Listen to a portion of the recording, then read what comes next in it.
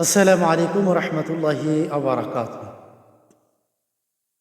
অনেকের ব্যবসা বাণিজ্য দোকান বা যাদের আপনার এমন আছে যে আমরা দোকানপাটে ব্যবসা হয় না, বেচা কিনা হয় না, এরকম হয় অনেক সময় ব্যবসায় আবার নজরও লাগে মানুষের। তো যাদের দোকানপাটে ব্যবসা বাণিজ্যতে বরকত হয় না বা বেচা কেনা হয় না, তারা সূরা তাওবার 111 নম্বর আয়াতটি, যে কোনো 111 নম্বর আয়াতটি যে কোনো হুজুর বা আলেম দ্বারা আপনি লিখে নিয়ে আপনি দোকানে টাঙিয়ে দিতে পারেন, বা আপনি নিজে যদি পড়তে পারেন তাহলে সূরা তাওবার 111 নম্বর আয়াত দিয়ে আপনি দোকানে যখন বসবেন আপনি এই আয়াত পড়ে রুকিয়া করবেন।